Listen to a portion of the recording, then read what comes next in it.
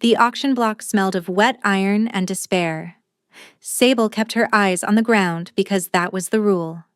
Eyes down, mouth shut, spine straight. The man holding the rope attached to her wrists had told her that much before they dragged her out of the wagon. He had breath like sour grain and a grip that left marks on her upper arms. "Lot 14, the auctioneer called out, his voice carrying across the crowd with the bored efficiency of a man selling livestock. Female, 22 summers. No pack affiliation. Adequate health, strong teeth, good for fieldwork or household labor. Adequate health, strong teeth. Like she was a mule. The crowd murmured. Sable could feel their eyes on her, dozens of gazes crawling over her skin like insects. She wore a rough linen shift that hung past her knees, her feet bare against the wooden platform, her dark hair tangled from days in the transport cage. She looked like what she was. Property. Starting bid, 40 silvers. The auctioneer announced. A hand went up somewhere to the left, then another to the right. The numbers climbed in dull, mechanical increments. 45, 50, 55. Each bid landed like a stone in her stomach. She had been sold before, twice. The first time she was 9 years old and too young to understand what was happening. The second time she was 16 and understood perfectly. Neither experience had prepared her for the third, because understanding did not make it easier. It just meant she knew exactly what came next. 60 silvers. A rough voice called from the back. Sable's gaze stayed fixed on the warped planks beneath her feet. A knot in the wood stared back at her like a dead eye. She counted the splinters radiating from its center. 7. She counted them again. Still 7. 65. 70. The bidding was getting competitive, which meant she would go to someone with money, which meant a noble house, or a pack compound. Noble houses were survivable. Pack compounds were unpredictable. 75 silvers, final call? Then a new voice cut through the noise. Low, calm, and carrying an authority that silenced the crowd like a hand pressed over a screaming mouth. 200. The silence that followed was absolute. Sable's head snapped up on instinct, the rule about eyes down obliterated by shock. 200 silvers was not a bid for a servant. 200 silvers was a bid for a statement. The crowd parted and she saw him. He stood at the back of the square, flanked by 2 men in dark leather armor bearing the silver fang crest of the Valdrin pack. He was tall, absurdly tall, with broad shoulders that blocked out the merchant stall behind him. Dark hair fell across a face that looked like it had been carved from granite and then struck by lightning. All sharp angles and a scar that ran from his left temple to his jawline. His eyes were the color of forge smoke, pale gray, almost silver, and they were locked onto her with an intensity that made her lungs forget how to work. Sable had never seen him before, but she knew who he was. Everyone knew. The scar, the crest. The way the air in the square seemed to bend around him like even the wind knew better than to touch him without permission.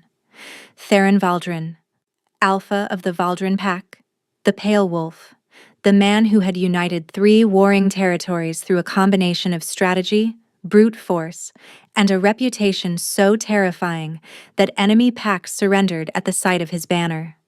He was looking at her like she had just set fire to something he owned. "Sold!"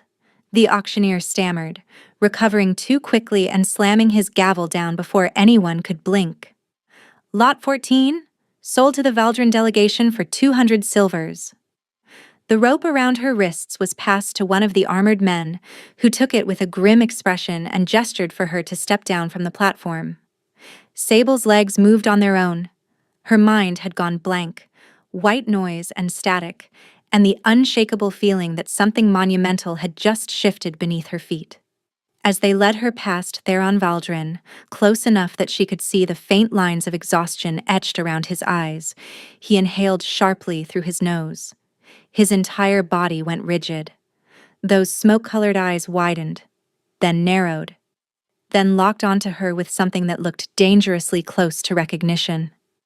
He said nothing, but his jaw clenched so hard she could see the muscle jump beneath the scar, and his hands curled into fists at his sides. Sable was shoved forward before she could process what she had just seen on the face of the most feared alpha in the realm. It looked like panic. The Valdrin compound sat in the throat of a mountain valley, a sprawling complex of stone and timber that looked less like a home and more like a fortress that had swallowed a village. Guard towers rose at each corner. The outer wall was 20 feet of mortared granite. Beyond it, the buildings clustered tight. A great hall at the center, barracks to the north, storehouses and workshops lining the south corridor, and rows of modest dwellings for the lower-ranked wolves spreading east. Sable saw none of this when she arrived. She saw the inside of a storage room. "You sleep here," said Marin, the head of household, a compact woman with iron-gray hair pulled into a knot so tight it seemed to stretch her eyebrows upward into a permanent expression of mild disapproval. She pointed at a narrow cot wedged between shelving units stacked with folded linens. "You eat in the kitchen after the household has been served. You speak when spoken to. You do not enter the Great Hall, the Alpha's quarters, or the East Wing under any circumstances." "Clear?" "Clear," Sable said. Marin studied her for a long moment, her gaze clinical. "You have a trade?" "Herbcraft," Sable replied. "Tinctures, salves, wound treatment. I apprenticed with a field healer in the border settlements before I was—" She stopped. "Before I was taken." The words sat in her mouth like a stone. She swallowed them. "Before," Marin finished for her, not unkindly. "The pack has a healer. Old Brennick. He could use a second pair of hands. I will speak to him in the morning." She turned to leave, then paused in the doorway. "One more thing. The Alpha is not to be approached. Not by you. Not ever. If you see him in the corridor, you step aside and lower your gaze. If he enters a room you are in, you leave. Understood?" "Understood," Sable said, though the instruction struck her as oddly specific. Servants avoided the Alpha as a general rule, the way small animals avoided large predators. Instinct, not policy. Making it an explicit order suggested something else entirely. Marin left. Sable sat on the cot in the room that smelled of cedar and dust and tried to convince herself that this was survivable. Worse things had happened to her before. She would survive this. She did not think about the way Theron Valdrin had looked at her in the square.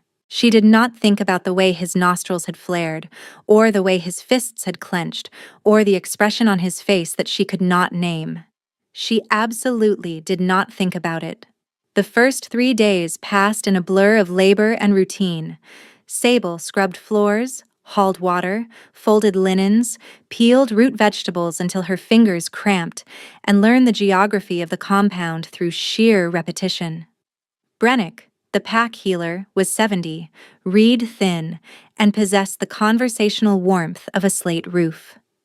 He communicated in grunts, pointed at things he wanted done, and occasionally muttered observations about Sable's technique that might have been compliments if delivered in any tone other than vague irritation. "Your poultice work is acceptable," he said on the second day, which Marin later told her was the highest praise he had given a living person in 6 years. Sable kept her head down. She did not ask questions. She did not see the Alpha. Not once in 3 days. On the 4th morning, everything changed. Sable was in the herb garden, cutting stalks of silvervein for Brennick's arthritis tincture, when the door to the workshop banged open and Marin appeared, slightly breathless in a way that Sable had never seen from the woman. "Leave that," Marin said. "Come with me. Now."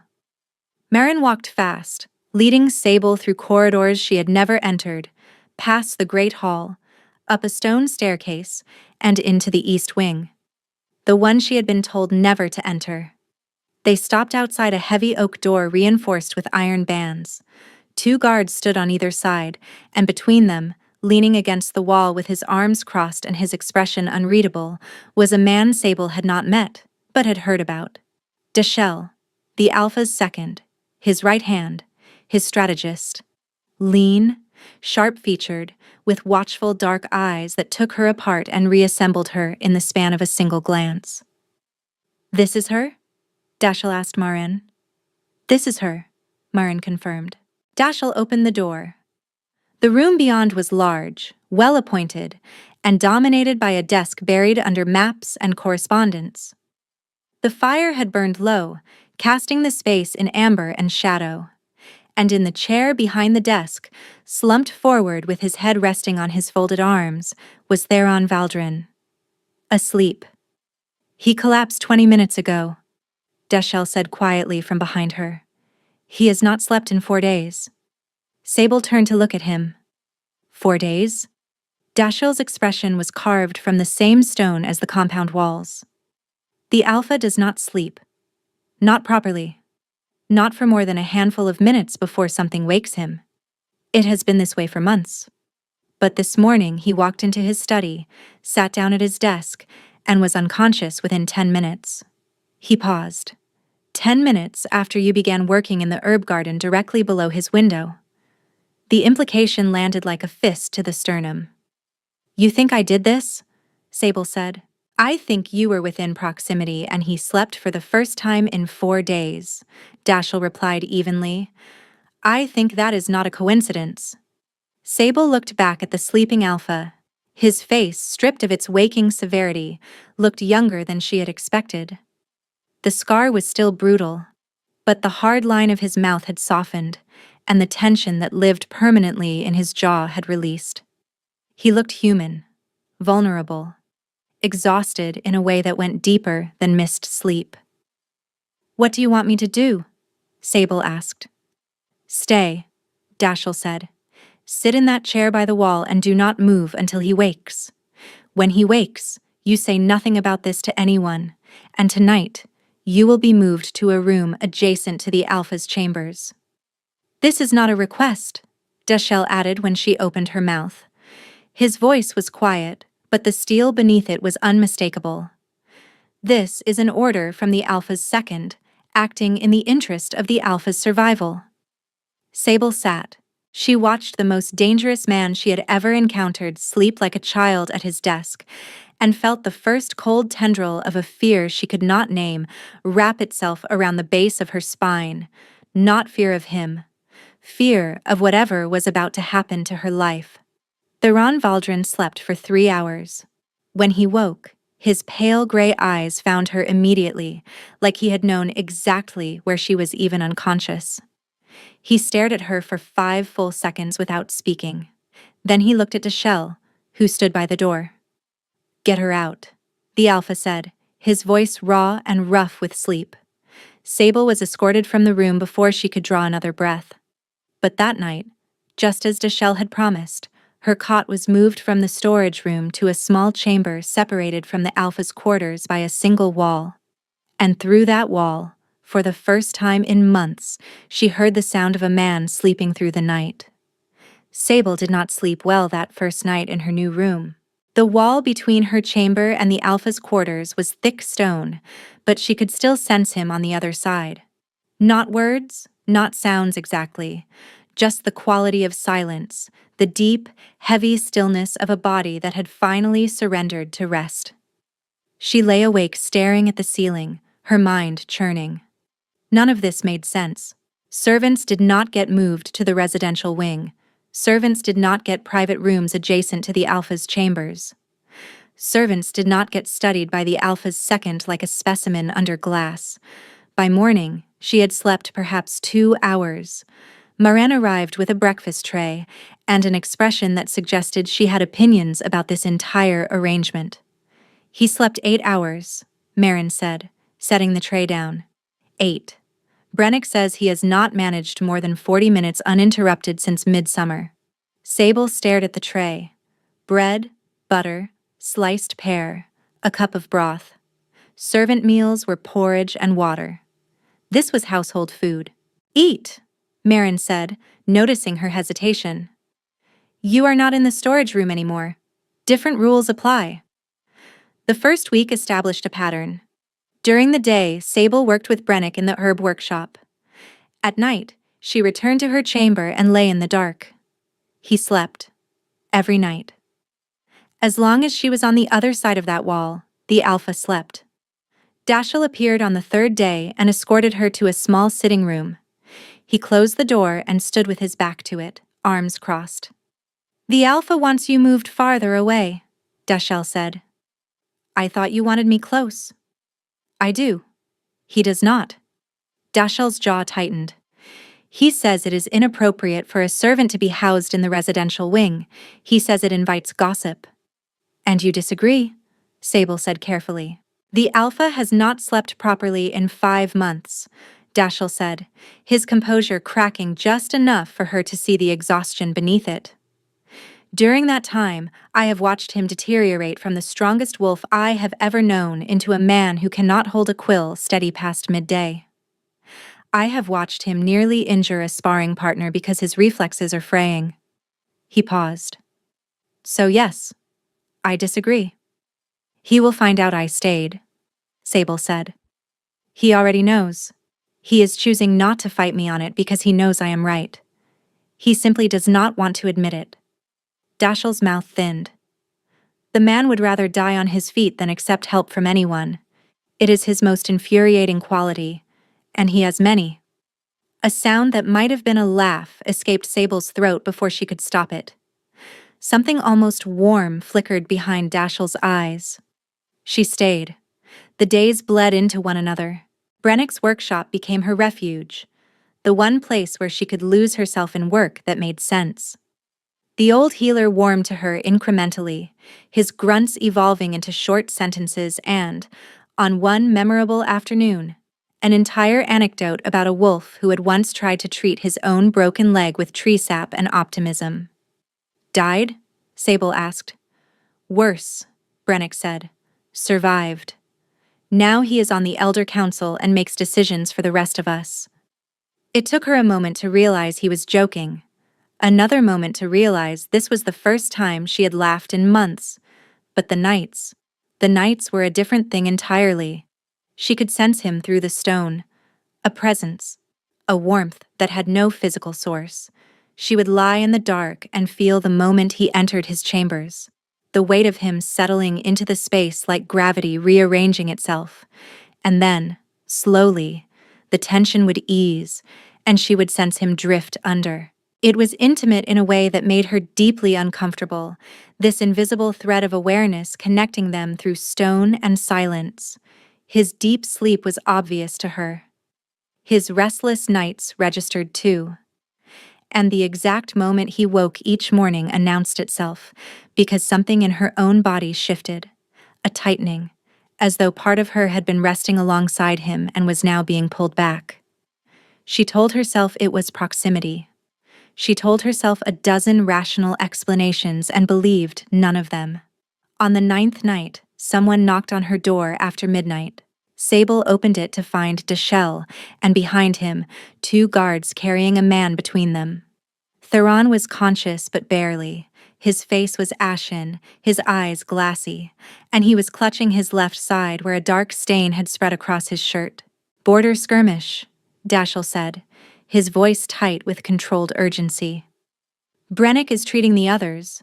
The Alpha refuses to let anyone else touch him." "So you brought him to the servant herbalist," Sable said flatly. "I brought him to the only person in this compound he has slept near in months," Dashiell corrected. "He trusts your scent, even if he will not admit it. He might let you close enough to treat the wound." They laid Theron on her cot. The wound was deep, a gash across his ribs, but it had missed anything vital. Painful, messy, but survivable if she could clean it and close it quickly. "I need hot water, needle and thread from Brennick's kit, yarrow paste and clean linen," she said to Dashiell without looking up. "Now." Sable knelt beside the cot and examined the wound. His eyes were open, unfocused, staring at the ceiling. His breath came in shallow, controlled pulls, the breathing of a man who was intimately familiar with pain and had long ago learned to manage it silently. "You," he said, and his voice was a wreck, rough and frayed and barely above a whisper. "Me," Sable confirmed, I am going to stitch this closed, and it is going to hurt, and you are going to let me, because the alternative is ruining my only set of sheets." Something moved across his face, not quite a smile, but his body, which had been rigid with tension and resistance, eased fractionally beneath her hands. The supplies arrived. Sable worked quickly and precisely, cleaning the wound, packing it with yarrow paste, stitching the deepest section with small, even sutures, while Theron lay motionless beneath her hands. He watched her work with those unreadable eyes, and she pretended that the intensity of his gaze did not make her hands want to shake. When she finished, she sat back on her heels. "Done," she said. "Do not tear the stitches." "Dashiell," Theron said, still looking at her.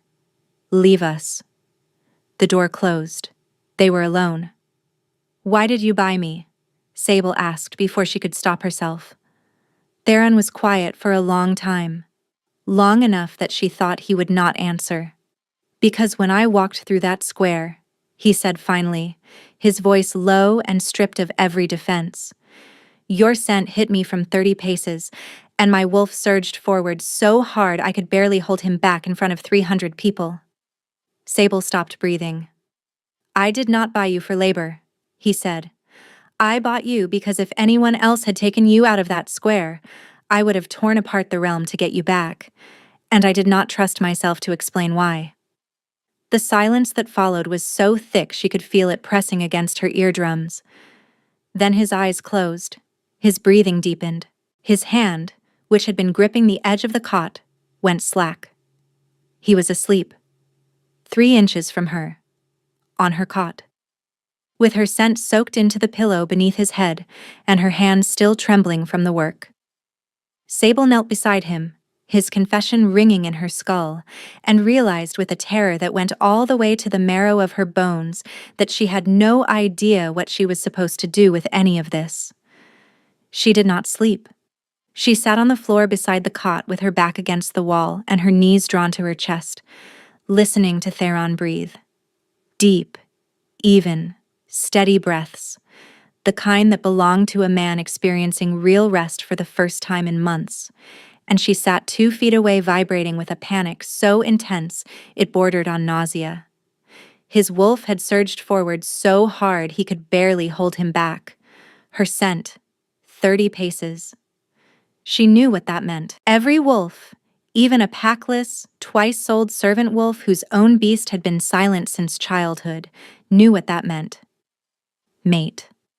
The word sat in her mind like a lit fuse, bright and dangerous and impossible to look away from. She turned it over, examined it, tried to find the angle from which it made sense and could not.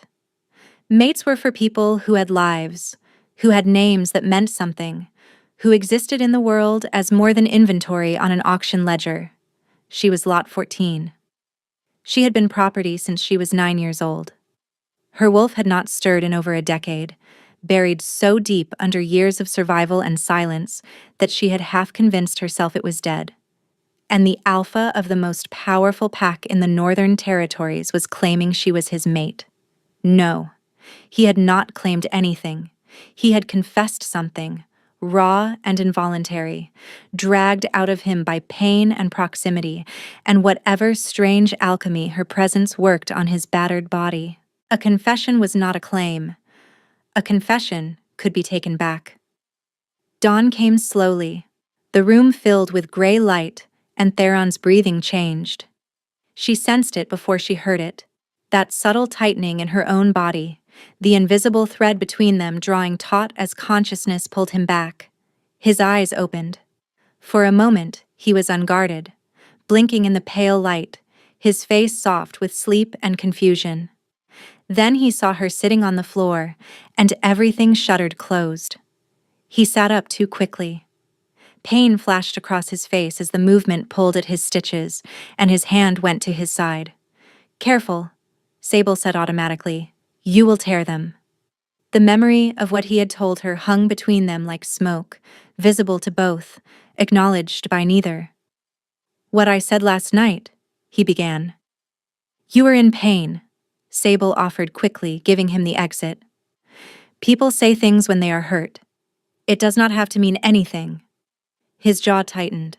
Something flickered behind his eyes, and he nodded once.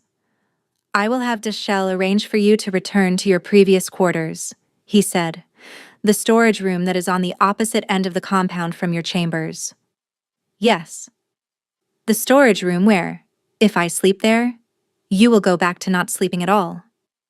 He did not answer. Permission to speak freely, Sable said, surprising herself. His eyes narrowed slightly. Granted. You have not slept in 5 months. Your second is terrified you are going to die. Your reflexes are compromised. Your judgment is suffering. And you have an entire pack depending on you to function. The only thing standing between you and total collapse is the servant you bought at auction sleeping within proximity of you. She paused. Moving me back is not practical. It is pride.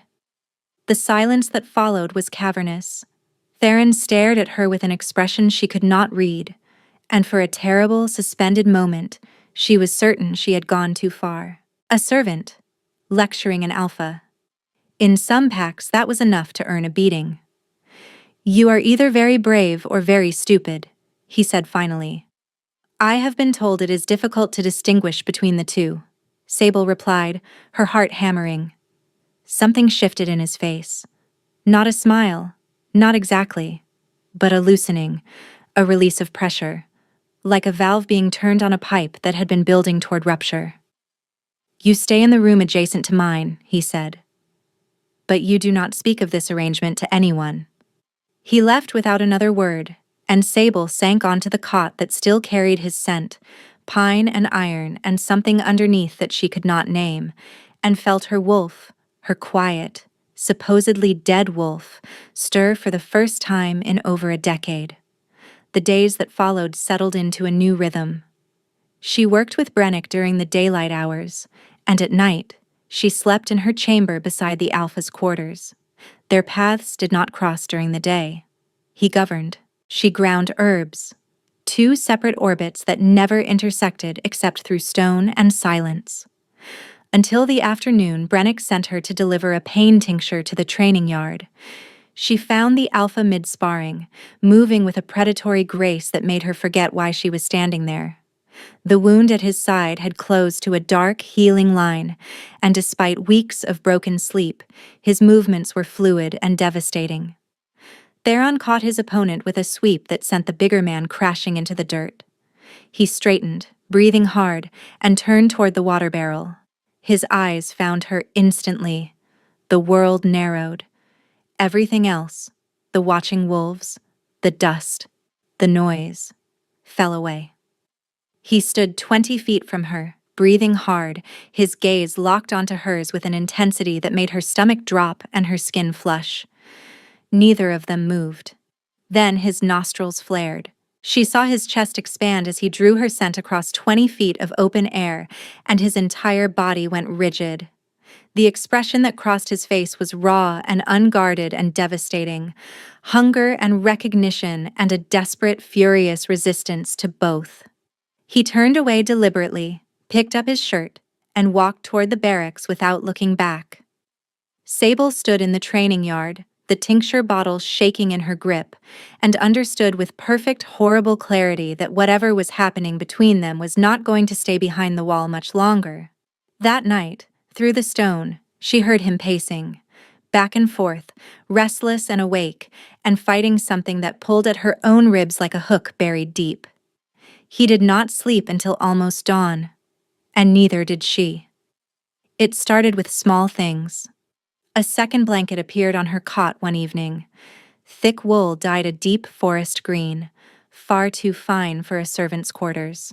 Sable ran her fingers across the weave and said nothing. The next morning, the breakfast tray included honeycomb alongside the bread, a luxury she had not tasted since childhood. She ate it slowly, letting the sweetness dissolve on her tongue, and pretended her body did not ache with something dangerously close to gratitude. Then the candles. Beeswax, not tallow. The kind that burned clean and golden instead of smoking and sputtering. They appeared on her bedside table without explanation. When she mentioned it to Marin, the older woman gave her a look so carefully blank it might as well have been a confession. "I did not place them," Marin said, and walked away. Sable knew who had placed them. The knowing made her feel like she was standing at the edge of something very high with no railing. 2 weeks had passed since the night he bled on her sheets. 2 weeks of silence, of separate orbits, of sensing him through the wall every night like a tide she could not stop tracking. Her wolf was no longer silent. That was the part that frightened her most. Since childhood, the animal inside her had been a ghost, a faint presence she could barely detect, buried under layers of suppression and survival. Wolves who were sold young often lost connection with their beasts. The trauma severed something essential, and it rarely grew back. But hers was growing back. A low vibration beneath her skin, a sharpening of senses she had learned to live without. Scents were brighter. Sounds carried farther. And Theron's presence had become something she could track across the entire compound. When he entered the great hall 3 corridors away, she sensed it. When his mood shifted, something inside her answered. Brannick noticed. One afternoon, while Sable was grinding comfrey root with more force than necessary, he set down his mortar and fixed her with a look that could have pinned a moth to a board. "Your wolf is waking," he said. Sable's hand stilled. "I do not know what you mean." "You ground that root into powder 4 minutes ago. You have been pulverizing dust for the last 2. Your hands are shaking, your pupils are dilated, and you have checked the door 3 times since I sat down." He folded his arms. "Whose scent are you tracking?" She set the pestle down carefully. "It does not matter." "It matters a great deal if the wolf waking inside you is responding to a bond," Brannick said, his voice grave. "When a wolf who cannot sleep finds rest only in the presence of one specific person, it is not herbcraft. It is not coincidence. It is recognition." Sable's throat tightened. "He has not claimed me." "No, he would not. Not while you are bound to his household as property. The man has enough honor for that at least." Something flickered behind Brannick's eyes, something almost like respect. "But honor will not stop what is building between you. It will only delay it until the pressure becomes unbearable." That evening, Sable returned to her chamber and found the door to the Alpha's quarters standing open. In 2 weeks, that door had never been open. The inside of his rooms was unknown to her. Now there was a rectangle of warm amber light spilling across the stone corridor, and through it, she could see the edge of a heavy oak desk and the corner of a map pinned to the wall. She should have walked into her own room and closed the door. Instead, she stepped into the doorway. Theron stood by the window, his back to her, his hands braced against the stone sill like he was holding himself upright through force of will. The firelight caught the scar on his temple, turning it to a line of liquid gold. "You left your door open," Sable said. He did not turn around. "I know." "Why?" "Because I am tired of pretending I do not know you are on the other side of that wall," he said, his voice low and rough, and stripped of every pretense. "Because I can sense you there every night, and it is driving me slowly and completely insane." "You can sense me?" He turned then, and the look on his face nearly undid her. Raw. Open. A fortress with its gates torn off the hinges. "Every breath," he said. "Every shift. Every heartbeat. I know when you fall asleep. I know when you wake. I know when you dream because your breathing changes, and my wolf." He stopped, his jaw clenching shut. Sable stepped into the room. One step, then another. She stopped 3 feet from him, close enough to see the rapid pulse in his throat, close enough to smell him properly for the first time, pine and iron and the clean, sharp scent of winter air, and beneath it something warm that made her wolf surge forward with a yearning so fierce it buckled her knees. "Sable," he said, and her name in his mouth sounded like something sacred and something broken all at once. "I know what this is," she whispered. "I have known since the auction." Pain moved across his face. "Then you know why it cannot happen." Because I am your property, she said, and the word tasted like ash. Because you did not choose this, he corrected, his voice cracking at the edges. You were sold to me, you were dragged to my compound in ropes. Whatever this bond is, whatever my wolf recognizes in you, it does not erase the fact that you are here because I bought you, not because you wanted to be. The truth of it settled over her like cold water.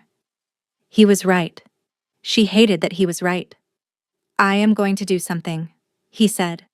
And you are going to be angry with me. He reached into the desk drawer and withdrew a folded piece of parchment. He held it out to her. It was a writ of release. Her name, her description, the seal of the Valdrin Pack, and beneath it, in Theron's sharp, angular handwriting, the words, "Released from all bonds of service, free to leave the Valdrin territory at her discretion, effective immediately." The paper shook in her hands. "You are free," Theron said quietly. "You can leave tonight if you wish. Dashel will provide an escort, supplies, silver enough to establish yourself wherever you choose." He swallowed. "You owe me nothing. You owe this pack nothing." Sable stared at the document. The letters blurred as her eyes filled. Freedom. Not since childhood had she been free. 13 years of ropes and auction blocks, and the man who owned her was handing her the key to the cage and telling her to fly. And the cruelest part, the part that made her want to scream, was that he was doing it because he loved her. Because his wolf had chosen her, and he would rather lose her than keep her in chains. She looked up at him. Tears streaked her face. His expression was carefully controlled, but she could see the devastation beneath it, the hairline fractures spreading through the stone. "And if I stay?" she whispered. His composure cracked. Just for a moment, a flash of desperate, agonized hope that he buried almost instantly. "Then you stay as a free woman," he said. "Not as my servant, not as my anything. You stay because you choose to, or you do not stay at all." Sable folded the writ of release carefully and pressed it against her heart. "I need time," she said, "to think." He nodded once and turned back to the window. She left his chambers with the paper clutched to her and her wolf keening inside her, and she did not know whether the sound was grief or joy. She could not think. That was the problem. Every rational thought she tried to assemble collapsed under the weight of the pull toward a man she had known for 3 weeks and understood with a depth that defied logic. Sable sat on her cot with the writ of release spread across her knees and tried to make a decision. She was free. For the first time since childhood, no one owned her. She could walk out the gate, take the silver Theron had offered, and disappear into whatever life she chose. She could go south, to the coastal settlements where packless wolves found work on the docks and in the fisheries. She could go east, to the independent territories where no alpha held sway. She could go anywhere, be anything. The thought made her feel like she was being hollowed out with a spoon. She went to Brennick at dawn. The old healer was already in his workshop, measuring dried foxglove into glass vials with the precision of a man performing surgery. He did not look up when she entered. "He freed you," Brennick said. "How did you know?" "Because it is what he would do. The man fights wars for strangers and frees the woman his wolf chose as mate, rather than let her remain in a cage. He is nobility distilled to its most impractical form." Sable sank into the stool across from him. "I do not know what to do." "Yes, you do. You are simply afraid to do it." "I have been property since I was a child," Sable said, and her voice cracked in a way she had not allowed it to in years. "I do not know how to want things for myself. I do not know how to choose. Every choice has been made for me. Every meal, every bed, every master. And now someone hands me freedom and a bond in the same breath and asks me to decide. And I do not have the machinery for it. The machinery was never built." Brennick stood, crossed to the shelf behind his workbench, and pulled down a clay pot. He set it in front of her. "Silvervein," he said, "you have been cutting it for me every morning since you arrived. Do you know why I let you?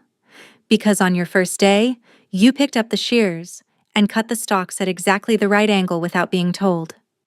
You knew the plant. You knew where to cut, how much to take, how to preserve the root system for regrowth.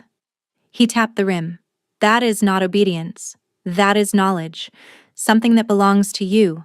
Something no one gave you and no one can take away. His eyes softened, the first time she had ever seen warmth in them. You say the machinery was never built. But you have been making choices your entire life. Small ones, quiet ones. The kind that kept you alive and sane through years of hardship. You chose to learn herbcraft.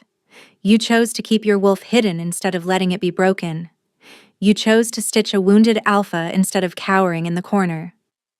He leaned forward. You have always had the machinery, child. You have simply never been given permission to use it. Sable stared at him. Something cracked open inside her, not painfully, but with the aching release of a joint that had been locked too long. So use it, Brennick said quietly.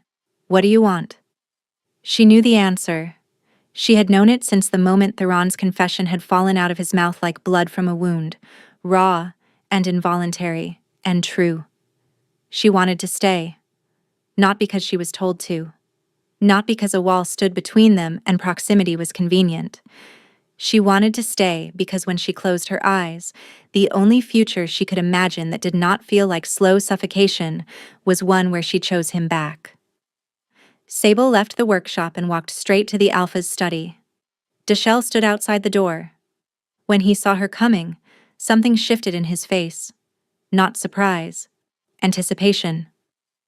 Is he in there? Sable asked. He has not come out since last night, Dashel said. He has not slept. Of course he had not slept.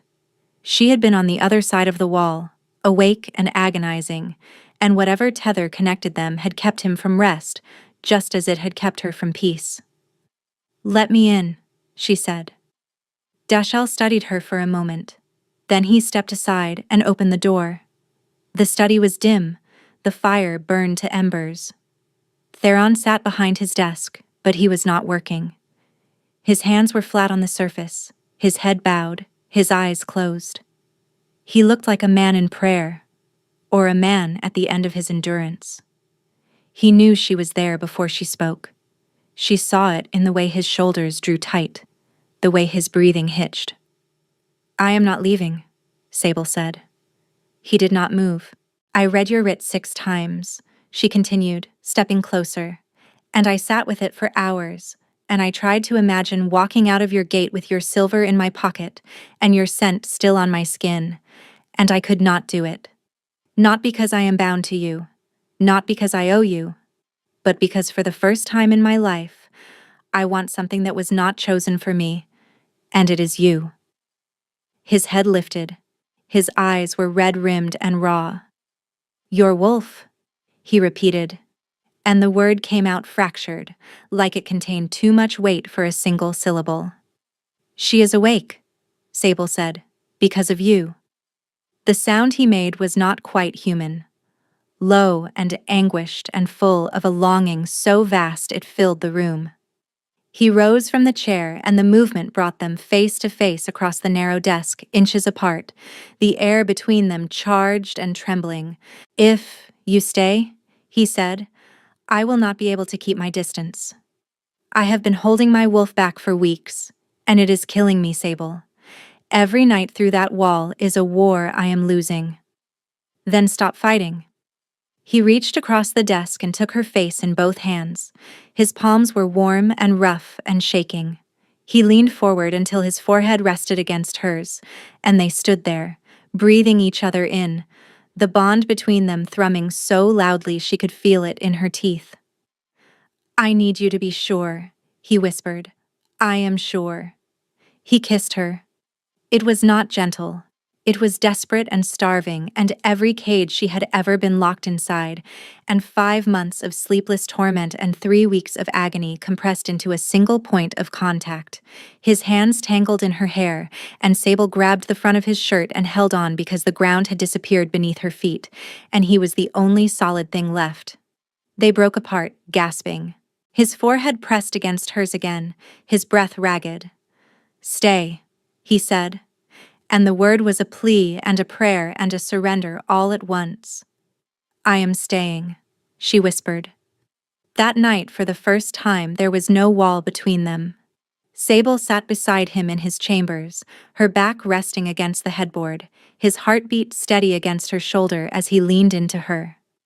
The pull had settled into something warm and constant, a low hum of rightness that smoothed every jagged edge inside her.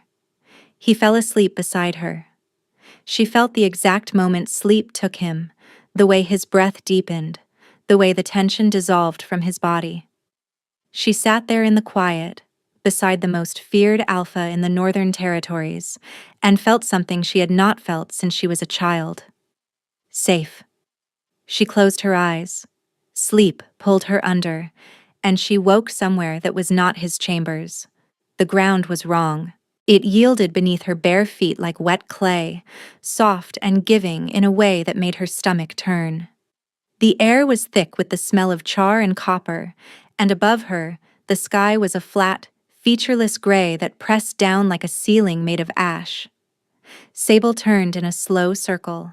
The landscape stretched in every direction without variation, a vast, colorless plain broken only by shapes she could not quite resolve in the distance.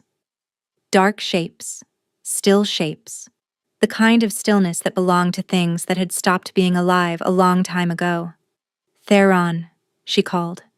Her voice came out thin, swallowed by the dead air. She found him 50 paces ahead, standing motionless. He was different here. The commanding presence, the physical authority that made rooms rearrange themselves around him, was gone. What stood before her was a man stripped to his most fundamental wound, shoulders bowed, hands hanging loose at his sides. "What is this place?" she whispered. "The field," he said. His voice was scraped clean of everything. "It is always the field." She followed his gaze and her breath died in her throat. Bodies, hundreds of them, stretching to the horizon in every direction. Wolves and humans lying motionless in the mud.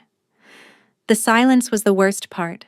The absolute suffocating absence of sound in a place that should have been full of life. "Every night," Theron said. "They are here. Every night they ask me the same question." As if summoned by his words, the bodies began to move. Not rising, not standing, but turning. Heads shifting in the mud, eyes finding him, mouths opening in unison. "Was it worth it?" they asked, and the chorus of voices was a single devastating whisper that came from everywhere and nowhere. Sable grabbed Theron's hand and squeezed. His grip was limp, passive, the grip of a man who had stopped resisting a long time ago. "This is the curse," she said. Not a question. "Neveska," he said. "The bloodseer of the Ashbourne settlement." She laid it as she died. "Every night the dead call me back. Every night I answer." "You do not have to answer," Sable said fiercely. "They died because of my orders," he replied, and the flatness in his voice was more frightening than any emotion would have been. "Every one of them. The soldiers I sent, the civilians caught between, the wolves who fought because they had no choice." His gaze swept the field. "I gave the order. They paid for it." The bodies whispered again. Was it worth it? Something cold slithered through the ground beneath her feet, climbing her ankles like vines, pulling at her. The curse recognized her. Already it was trying to root her here too. She wrenched her feet free. "Theron, we need to leave. Now." "You should not be here," he said, turning to her with sudden clarity breaking through. Fear flooded his features, sharp and real. "Sable, you have to go. This place takes hold. If you stay too long, then we both leave. Together. Right now." "I cannot leave," he said, and the certainty in his voice was devastating. "I have tried. Every night I have tried. The field does not release me until morning." The cold tendrils climbed higher. Sable grabbed Theron's face with both hands and forced him to look at her. "Listen to me," she said. You ordered a march, because a warlord was slaughtering innocent people and refused every offer of peace. You fought a war that no one else would fight. People died, and that is monstrous, and you carry it, and you should carry it. But carrying it is not the same as lying down among them. Grief is not a debt you pay with your own destruction. His eyes searched hers. She could feel his wolf through the bond, enormous and wounded and desperately reaching for hers. And for the first time, her wolf answered. It rose inside her like a wave, breaking, sudden and immense and irresistible. 13 years of silence shattered in an instant, and the force of it sent a pulse of warmth through the bond that hit Theron like a physical blow. He staggered, gasped, and his hands came up to grip her wrists. Sable, he breathed, and this time her name sounded like an anchor. The cold tendrils recoiled. The bodies on the field went silent. The gray sky flickered like a candle flame caught in a draft. "Come with me," Sable said, and she pulled. Not physically, something deeper. She pulled through the bond with everything she had, with the wolf that had been buried for 13 years and was now fully, ferociously awake, and she felt the curse strain and crack like ice over moving water. The field was gone. She woke gasping, drenched in sweat, her heart slamming. Theron was beside her, bolt upright, his chest heaving, his eyes wild. For a moment neither spoke. Then his hand found hers in the tangled sheets, and his fingers locked around hers so tightly it hurt. "You were there," he said, his voice wrecked. "You were in the field." "I was there," she confirmed, still shaking. "You pulled me out." Disbelief and awe and terror mingled in his expression. "No one has ever been able to pull me out." Sable looked at him in the dim light, at the tears tracking down his face, at the rawness in his eyes that he had never let anyone see.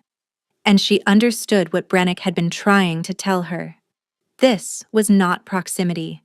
This was not herbal residue or any clinical explanation. This was a bond, real and mutual and powerful enough to reach into a curse built on death and drag him back to the living. "You are not going back there alone," she said. "Never again." He pulled her against his chest and held her so tightly she could barely breathe, and his body shook with silent, racking sobs that he had been holding back for months. She wrapped her arms around him and held on and let him break, because some things had to break before they could be rebuilt. They stayed like that until dawn. Neither slept. But for the first time, Theron Valdrin was not alone in the dark, and the field did not call him back. Morning came like a pardon. Golden light crept across the stone floor, warming the tangled sheets. The two bodies still wound around each other like survivors of a shipwreck clinging to the same piece of wreckage. Sable blinked awake slowly, her face pressed against Theron's chest. His heartbeat was steady beneath her ear. Calm. Present. She tilted her head and found him already awake, watching her with those smoke-colored eyes. The haunted quality that had lived behind his gaze since the moment she first saw him in the auction square had thinned, not vanished. You did not erase months of nightly torment in a single night. But the shadow had retreated, and what remained was something raw and new and cautiously hopeful. "You did not go back," Sable said quietly. "No. You slept. I slept." He said it like he was testing the words, like they might dissolve if he spoke them too loudly. His hand came up to brush a strand of hair from her face, and the tenderness in the gesture was so at odds with everything she knew about his reputation that it made her throat tight. "How do you feel?" she asked. He considered the question with the gravity of a man being asked to assess a battlefield. "Like someone removed a blade I did not realize was lodged between my ribs." "It may come back," she said carefully. "The curse.